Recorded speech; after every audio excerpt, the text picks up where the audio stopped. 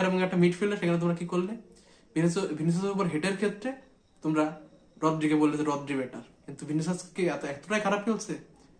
Real মাদ্রিদের best player, ইউরোপের one of the best player, ওয়ার্ল্ডের one of the best player 23-24 সিজনে, সেখানে ভিনিসিয়াস পাই না, সেখানে তোমরা বলো রদ্রি ডিজার্ভ করে।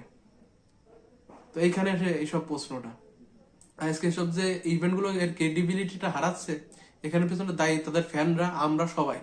কারণ আমরা যোগ্য প্লেয়ারকে মূল্যায়ন করতে পারি না, এই জন্য সব ইভেন্ট গুলো আজ দিন দিনের ক্রেডিবিলিটিটা হারাচ্ছে। এইসব কথা নিয়ে বলতে গেলে একটা কথা মনে পড়ে যায় যে theory and you can debate on opinion. যেখানে মানুষ তাদের নিজেদের ভোটে এইভাবে এরকম একটা বিচার করে, সেখানে আপনি কিভাবে এই অপিনিয়নের সাথে ডিবেট করবেন? আপনি কোনোদিনই করতে পারবেন না। আপনি জানবেন যে এই প্লেয়ারটা ভালো, এর ডিজার্ভ করতে জেতাটা, কিন্তু আপনি এই ভোটের কারণে সে জিততে পারে না, এই ভোটের কারণে তার কোনো পোডিয়াম ফিনিশও পারে না, ফিফা পুরো 11ও চান্স পায় না। সেক্ষেত্রে এইসব দায়গুলো আমাদের ফ্যানদেরই নিতে হবে, আর যারা ভোট দেয় তাদের নিতে হবে। আর যারা ভোটে তারা কি খেয়ে ভোট দেয় আমি জানি না, কারণ রাফিনাকে মোস্ট অফ দ্য পিপল তারা টপ 1-2 রাখে নাই।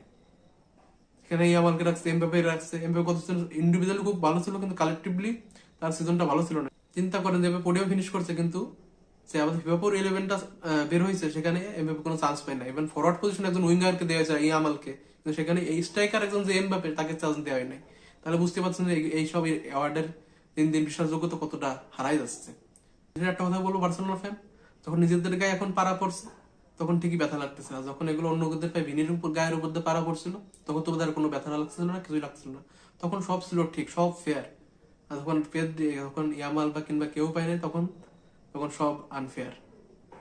এই জিনিসটা তোমরা সামনে আশা করি ফেস করবা, যখন পেদ্রি আর ইয়ামাল এরকম একটা কন্ডিশন হয়তো আসবে, আশা করি তারা আসবে, তখন তোমরা দেখবে কি করো। তোমরা কি তখন যেরকম ভিনির উপর দিয়ে রদ্রিকে রাখছিল, তোমরা কি ইয়ামালের উপর পেদ্রিকে রাখবা?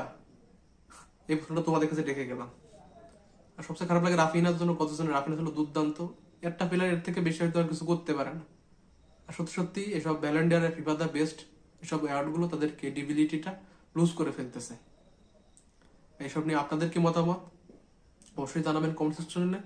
আমাকে আমাকে সাপোর্ট করতে চাইলে অবশ্যই চ্যানেলটিকে সাবস্ক্রাইব করবেন, ফলো করবেন, সাথে থাকবেন তুবুস মাদিদান বিয়ন্ডের।